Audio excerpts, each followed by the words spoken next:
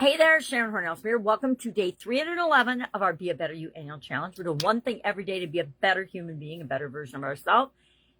And we're simultaneously running with No Nonsense November. Every day this month, I'm sharing some wisdom, some long fought, hard lessons learned. I wish I could say I've learned things the easy way and my life has just run smoothly every single day of my life. But that would be a bold-faced lie, and I don't believe in lying.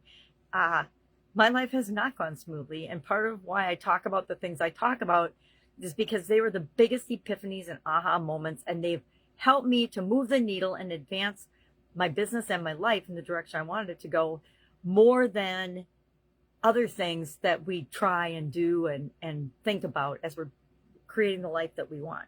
Today's topic is reflection. And I will admit that prior to the last few months, I journaled and I did things, but I only did them half-heartedly when it came to reflection and different types of things, especially reflecting about myself, my life, where I'm at, what I really, really want. I've been involved in the school community for probably 2 months now, and I think in a couple of days it's 2 months. And I realized that all of the things I'm attracted to on that platform are spiritual, personal development, things that we would consider woo-woo. And probably because I have a business group, I am looking for what is the foundational things that we need to have in place in order to make anything in our life work, but especially when we're running and growing and building and supersizing a business. So today, before we even got started, I realized, and that's what we're going to do today, we're going to reflect on where we are so far in this challenge. This first 7 days is all about ownership. It's about taking absolute, full, 100% ownership of your life. Why? Because no one else can. It's your life. Nobody else cares as much as you do. And only you can know and discover and uncover and reflect and figure out what is right for you. It's why I talk so often about defining things and words and what they actually mean to you. When I say gratitude, what does that actually mean to you? It probably means something similar, but also something slightly different than what it means to me and a lot of other people, right? There is no common definition unless you go to a reference like, Webster's dictionary, if anybody still uses that, and you look it up and you look at the meaning and you either agree with it or you don't. You say, yes, this is my interpretation. I agree with the dictionary. This is what everyone should agree with. It doesn't work that way, right? A lot of times we spend our communication in our lives explaining to people what we mean and how we feel about certain things, and what they mean to us, because we can only ever share what they mean to us. I could share the Webster's dictionary version, but that doesn't mean it will resonate or that you'll be able to relate to it. So what are we doing today? Today, we are taking a reflection and, if necessary, a reset, but just a pause in our challenge. And we're going to look back on the week so far and ask ourselves, have we missed anything? Do we miss a day? Let's catch up before we start the second week, so to say, of the challenge, which we're going to switch gears and go to building momentum. Well, we don't want to build momentum if we're not clear on where we are right now. So I want you to pause. I want you to breathe. I want you to realign. I will tell you, I don't think I've heard, there's so many new things I've learned since I joined this platform. Realign, regulate your body and your emotions and everything. All new terms for me, all very powerful.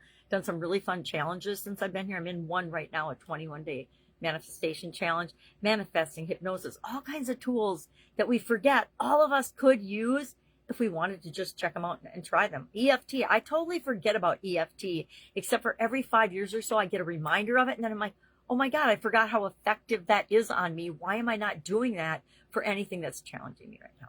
So over the course of this 30 days, we will make sure we talk about and refresh our memories or introduce ourselves to new tools and techniques and strategies that can help us to absolutely positively knock achieving the life that we want out of the park.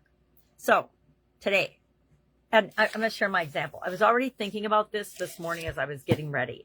And I realized that I planned this No Nonsense November different than any of the No Nonsense Novembers I've done before. And usually what I do, at least for the last couple of years, is every month I talk about the process that we create in January for the annual challenge. And I realized that I did not build in anywhere for the ideas process this month. I built out 30 topics, which I usually do, but normally I will tweak the challenge and I will make sure I can fit in our process one more time.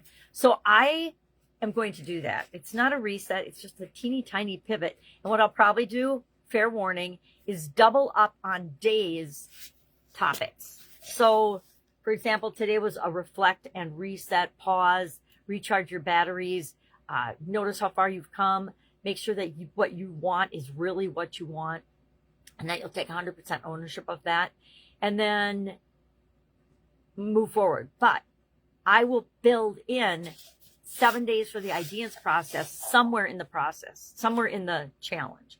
So would you rather have that be in the middle of the challenge, like start it Monday, or would you rather have it be the last 7 days like I usually do it?